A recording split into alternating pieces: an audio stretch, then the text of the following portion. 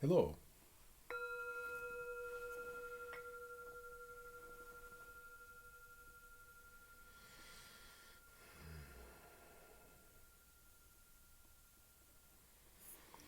I would ask you to take a nice big sigh.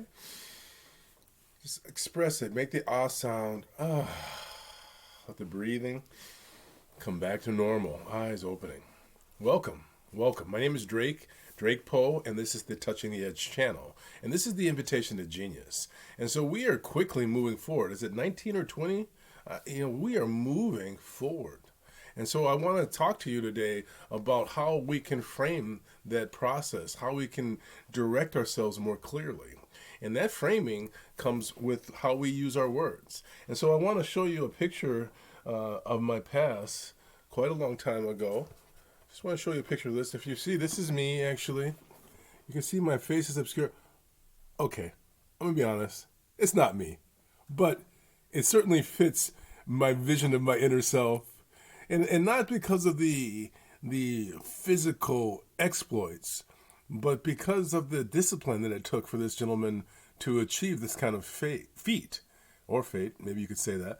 In any case, the reason I want to show you this is because I've had this photograph since I would say 1999, and last night it fell off, so you can see how the frame broke.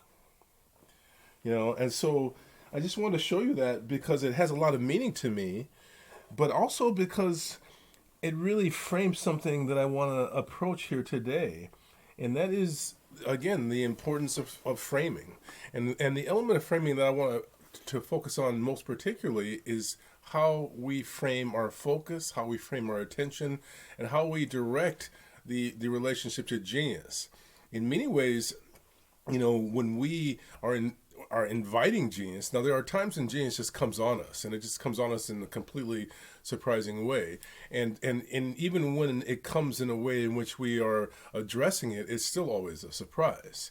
But the framing that occurs is how we can initiate that invitation.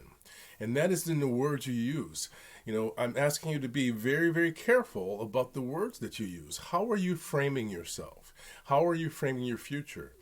In my mind, it's very important to realize that your deep consciousness is always your number one audience. It's not the person you're talking to. And so what we tend to do is exaggerate a point so we can make the point with this other person, but at the same time, we're reinforcing it with ourselves. We're describing, you hear people describe themselves as an anxious person. There's no room for change in that. It's like a person walling themselves off in their basement. When you use these words and don't give yourself any avenue for escape, you're cementing yourself in place. And so I'm asking you to be aware of that, and also to be aware of that your words also indicate your framing for, again, where you want to go if you're saying it with enthusiasm. If you're saying what you want to achieve with power and intensity, you draw and coalesce your genius to begin to move towards that. So I'm asking again, be aware of how you're framing. Be aware that the words that you say have power. And make sure that you're around people who are, saying things in a way that really is supportive of you. So thank you for your time. I appreciate your time. I appreciate this relationship to finding a way of radiating love. And one last element. Be aware that you see with your heart, not with your eyes. And so if you have a closed heart, you're not going to see the brilliance of this Technicolor world.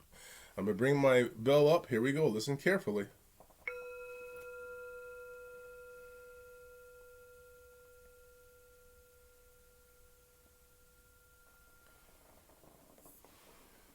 Frame this day in a way that makes you feel like you're winning. I bring my hands into prayer position. I bow to you. And I say to you, we can recreate our lives. Namaste. Thank you. Thank you for your day. Thank you for mine. Have a great one.